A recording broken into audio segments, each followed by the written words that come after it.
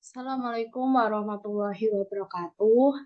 Kami dari kelompok 3 Hukum Internasional kelas E dan kami akan mempresentasikan hasil dari diskusi kami yaitu penyelesaian sengketa internasional. Sebelumnya, perkenalan terlebih dahulu. Nama saya Bismillah Nahda Zahra dengan NIM 2100242114 sebagai moderator. Dan ini adalah anggota kelompok kami, yaitu Farid Arafi, Afiandi Dwi Gunawan, Dinda Anissa Suci Wulandari, Taufik Osama Hatala, Hanifah Hana Widianingtyas, Safira Aulia Yahya, Dias Maharani Kusuma, Rahma Azahra, Firly Putri Sabrina, Rasya Salsabila Umar, Fatimah Azahra, Arif Ihsan Maharani, dan saya sendiri Ustamila Nahda Zahra, Muhammad William Robusta, Wilfredo Raka Selvadivia, Mega Amelia, Indah Kusumawati, dan Lia Amelia. Dan selanjutnya akan dibacakan oleh pemateri.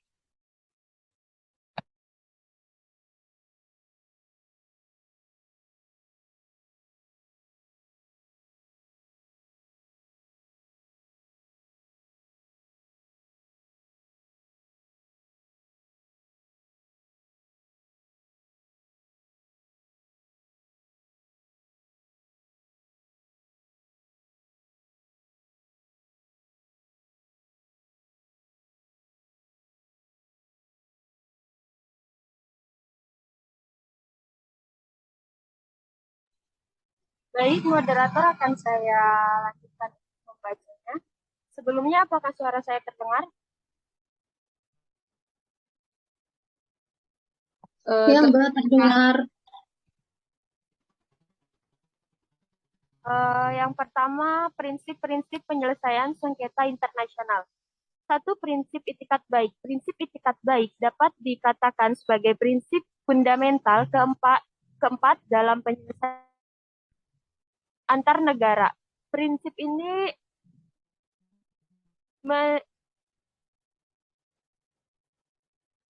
mensyaratkan dan mewajibkan adanya itikat baik dari para pihak dalam penyelesaian sengketa. Tidaklah berlebihan bila prinsip ini dicantumkan sebagai prinsip pertama atau prinsip awal yang termuat dalam Manila Declaration. Dalam penyelesaian sengketa, prinsip ini tercermin dalam 3 tahap. Pertama, prinsip itikat baik disyaratkan untuk mencegah timbulnya sengketa yang dapat mempengaruhi hubungan-hubungan baik di antara negara. Kedua, prinsip ini disyaratkan harus ada ketika para pihak menyelesaikan sengketa yang melalui cara-cara penyelesaian yang dikenal dalam hubungan internasional, yakni negosiasi, mediasi, konsiliasi, dan arbitrase.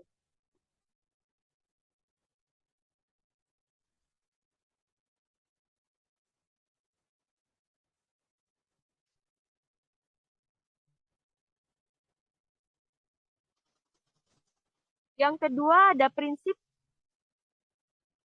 tidak menggunakan kekerasan dalam penyelesaian sengketa. Prinsip ini juga sentral dan penting. Prinsip ini melarang para pihak untuk menyelesaikan sengketanya dengan menggunakan senjata atau kekerasan. Prinsip ini termuat antara lain dalam pasal 13 Bali Concord dan Preamble keempat. Deklarasi Manila pasal 13 Bali Concord.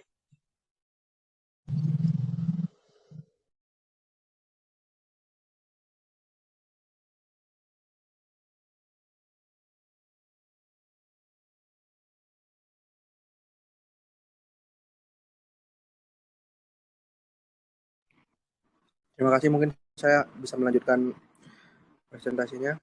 Ketiga, ada prinsip kebebasan memilih cara penyelesaian sengketa. Prinsip penting lainnya adalah prinsip di mana para pihak memiliki kebebasan penuh untuk menentukan dan memilih cara atau mekanisme bagaimana sengketanya diselesaikan, atau principle of free choice of means.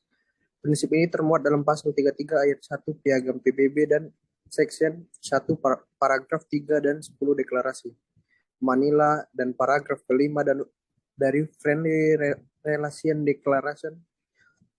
Instrumen-instrumen hukum tersebut menegaskan bahwa penyerahan sengketa dan prosedur penyelesaian sengketa atau cara-cara penyelesaian sengketa harus didasarkan para pihak. Selanjutnya.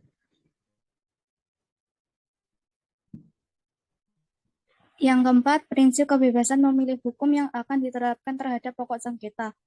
Prinsip penting lainnya adalah prinsip kebebasan para pihak untuk menentukan sendiri hukum apa yang akan diterapkan atau bila sengketanya diselesaikan oleh badan peradilan terhadap pokok sengketa.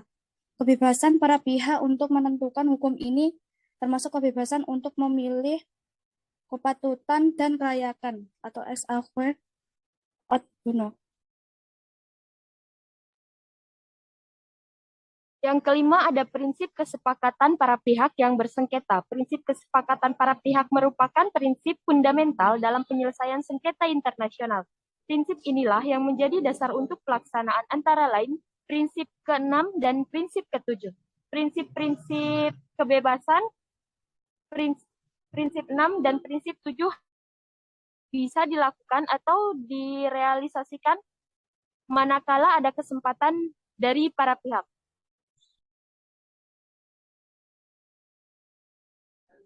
Baik, untuk selanjutnya ada prinsip exhaustion of local remedies, yaitu prinsip ini dimuat dalam Section 1 paragraf 10 Deklarasi Manila.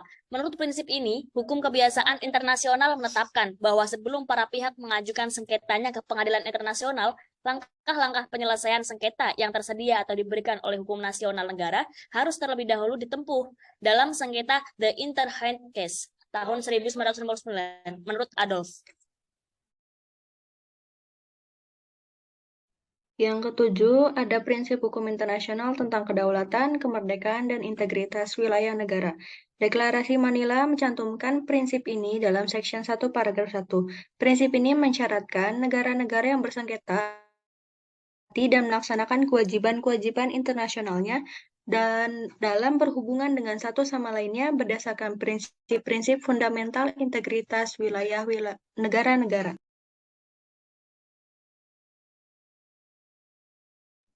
Adapun materi selanjutnya yaitu penyelesaian sengketa internasional secara damai yang bersifat non-litigasi.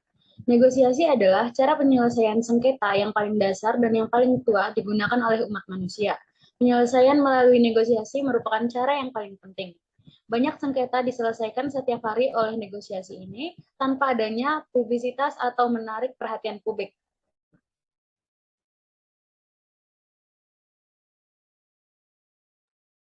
Yang kedua, pencarian fakta atau inquiry fact-finding. Inquiry dilakukan oleh pihak ketiga yang tidak memihak dimaksud untuk mencari fakta dan penyelidikan yang merupakan cara efektif untuk serta mencegah timbulnya pertikaian internasional.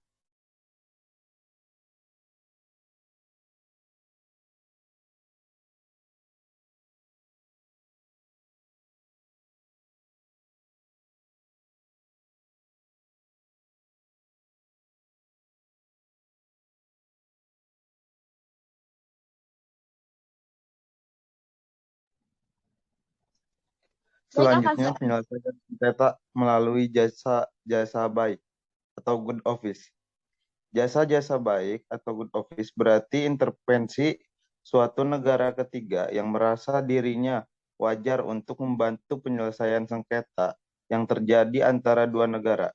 Prosedur jasa-jasa baik ini dapat diminta oleh salah satu dari kedua negara yang bersengketa atau oleh kedua-duanya. Secara prinsip, negara yang tidak ikut secara langsung dalam perundingan, tetapi hanya menyiapkan dan mengambil langkah-langkah yang perlu agar negara-negara yang bersengketa bertemu dan merundingkan sengketanya.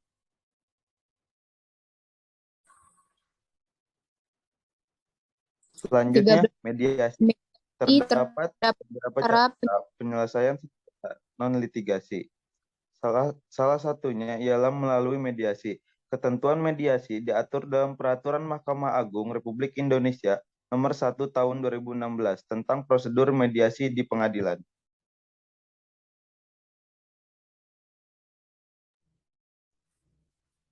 Selanjutnya, biaya-biaya dalam mediasi. Yang pertama, biaya jasa mediator. Yang kedua, biaya pemanggilan para pihak. Dan yang ketiga, biaya lainnya. Selanjutnya,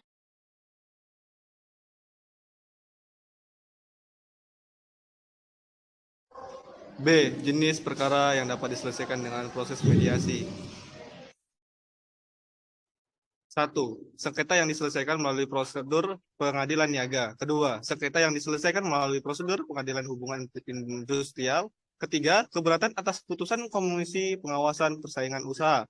Yang keempat, keberatan atas keputusan Badan Penyelesaian Sengketa Konsumen. Kelima, permohonan pembatalan putusan arbitrase.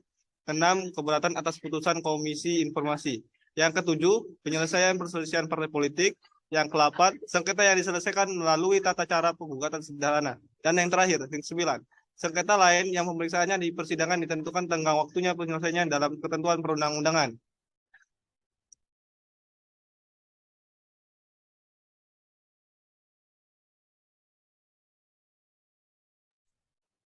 C. Mediasi. 1. Pada sidang pertama yang dihadiri oleh para pihak, hakim mewajibkan para pihak untuk menempuh mediasi. 2. Ketidakhadiran pihak turut tergugat tidak menghalangi pelaksanaan mediasi. 3. Hakim melalui kuasa hukum atau langsung kepada para pihak, mendorong para pihak untuk berperan langsung atau aktif dalam proses mediasi. 4. Kuasa hukum para pihak berkewajiban mendorong para pihak sendiri berperan langsung atau aktif dalam proses mediasi. 5. Hakim wajib menunda proses persidangan perkara untuk memberikan kesempatan kepada para pihak menempuh proses mediasi. 6.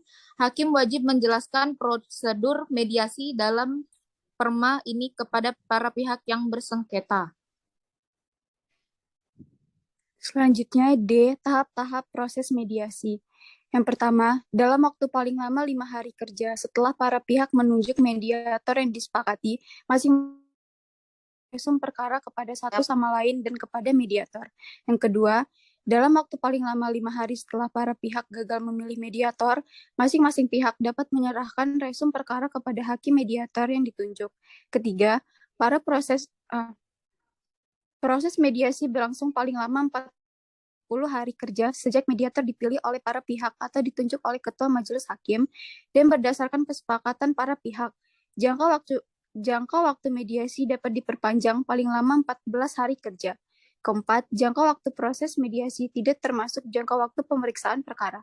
Kelima, jika diperlukan dan atas kesepakatan para pihak, mediasi dapat dilakukan secara jarak jauh dengan menggunakan alat komunikasi.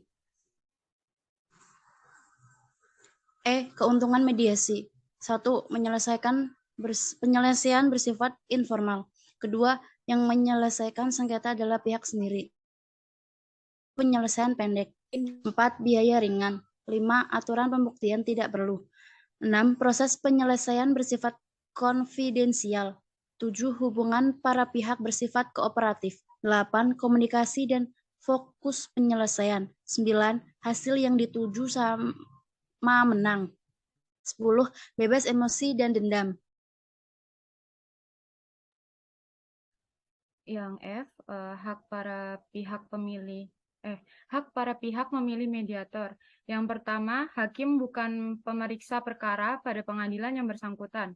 Yang kedua, advokat atau akademisi hukum. Yang ketiga, profesi bukan hukum yang dianggap para pihak menguasai atau berpengalaman dalam pokok sengketa. Yang keempat, hakim majelis pemeriksa perkara. Yang kelima, gabungan antara mediator.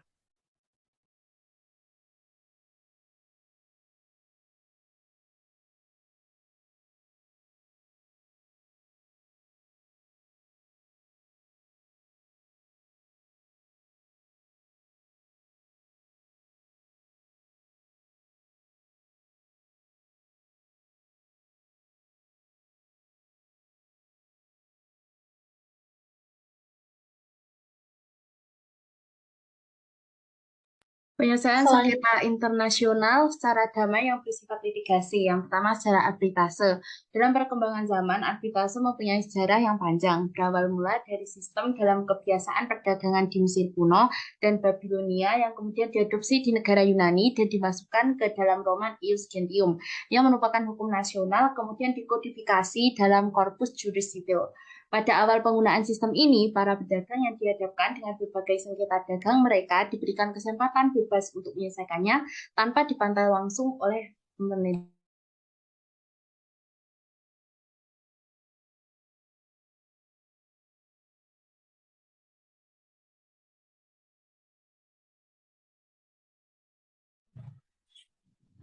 Penunjukan arbitrase.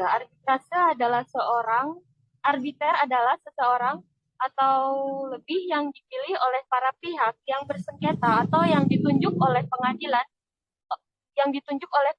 negeri atau oleh lembaga arbitrase. Arbitrase pada dasarnya merupakan salah satu bentuk penyelesaian sengketa perdata tetapi tidak melalui jalur pengadilan pada umumnya. Hal ini sesuai dengan pengertian yang diatur dalam Pasal 1 Angka 1 Undang-Undang Nomor 30 Tahun 1999.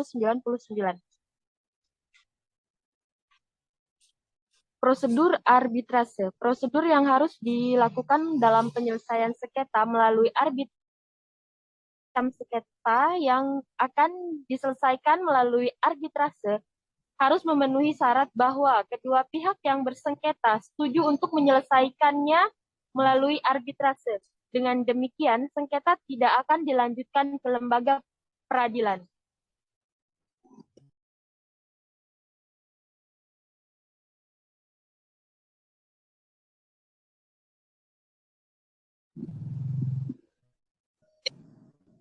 Tanggapan termohon. Setelah berkas permohonan didaftarkan, Badan Pengurus BANI akan memeriksa dan memutuskan apakah BANI memang berwenang untuk melakukan pemeriksaan sengketa, maka sekretaris majelis harus segera ditunjuk.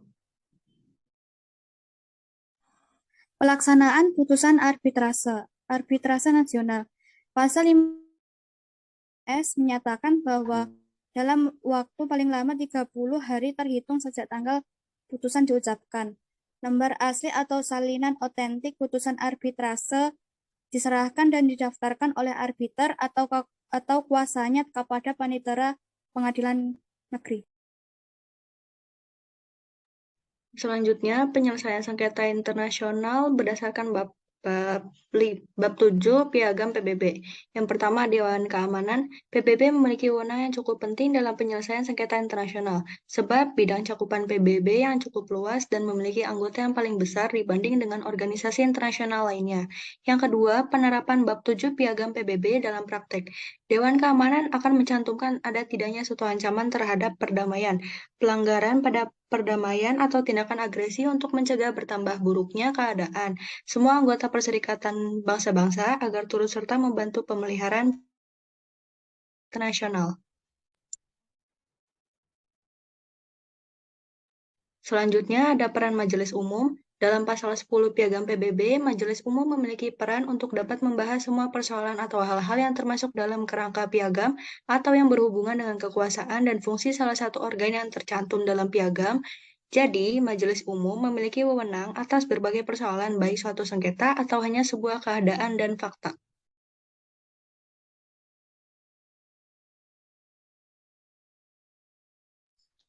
Selanjutnya yang keempat yaitu wewenang Sekretaris Jenderal PBB dalam perdamaian dan keamanan internasional. Wewenang yang diberikan piagam kepada Sekretaris Jenderal bisa salah satunya untuk mengkonfirmasikan Dewan Keamanan tentang siapa masalah yang menurut pendapatnya dapat mengancam pemeliharaan perdamaian dan keamanan internasional itu.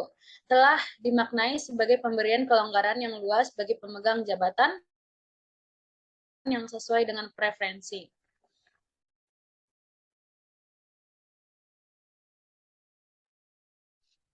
Penyelesaian sengketa internasional dengan menggunakan kekerasan. Retorsi. Menurut J.G. Stark, extorsi adalah istilah teknis untuk pembalasan dendam oleh suatu negara terhadap tindakan-tindakan tidak pantas atau tidak patut dari negara lain. Balas dendam tersebut dilakukan dalam bentuk tindakan-tindakan sah yang tidak bersahabat. Tindakan-tindakan pembalasan atau reprisal. Menurut pemikiran dari Richard B. Lillich tahun 1980-130, pembalasan adalah suatu metode-metode yang dipakai oleh negara-negara untuk mengupayakan diperolehnya ganti kerugian dari negara-negara lain dengan melakukan tindakan-tindakan yang sifatnya pembalasan.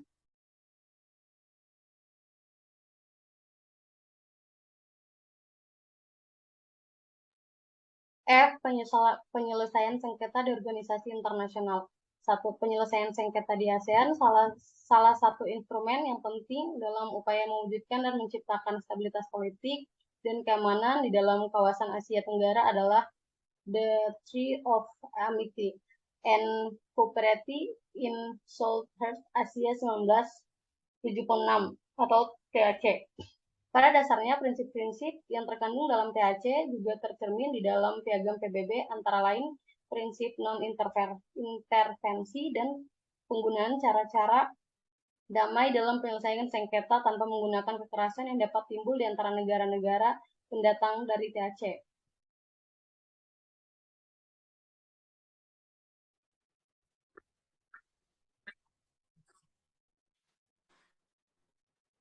Dua, penyelesaian sengketa di Uni Eropa. Di dalam sebuah organisasi internasional, sengketa dapat terjadi di dalam kawasan atau internal dari organisasi, maupun di luar wilayah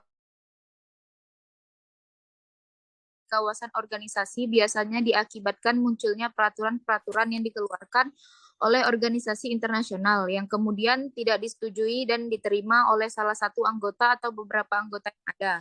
Uni Eropa sebagai sebuah organisasi internasional regional tidak terlepas dari adanya sengketa baik itu di antara negara anggota dengan komisi yang ada dalam Uni Eropa.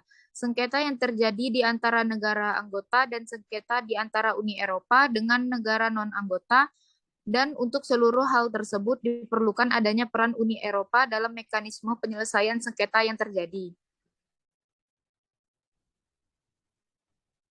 Uni Eropa sebagai organisasi yang menanggungi negara anggotanya dalam menyelesaikan sengketa yang terjadi di antara negara anggotanya, memperkenalkan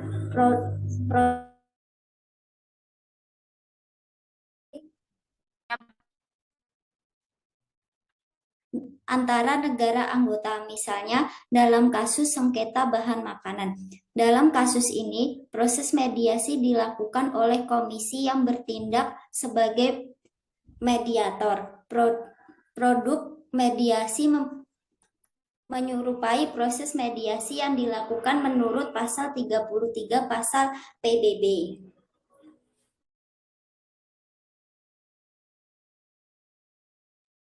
Kesimpulannya, untuk itu, dalam menyelesaikan suatu persengketaan yang bersifat internasional, alangkah baiknya diselesaikan secara damai, bukanlah dengan kekerasan,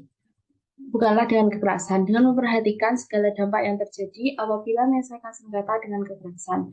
Seperti pada salah satu prinsip penyelesaian sengketa, yaitu prinsip tidak menggunakan kekerasan dalam penyelesaian sengketa yang tertuang pada pasal 13 Bali Concord dan preambel keempat Deklarasi Manila.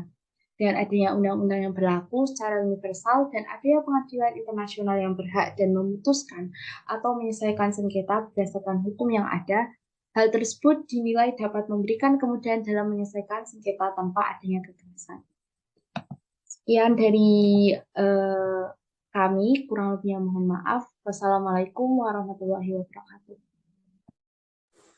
Waalaikumsalam warahmatullahi wabarakatuh.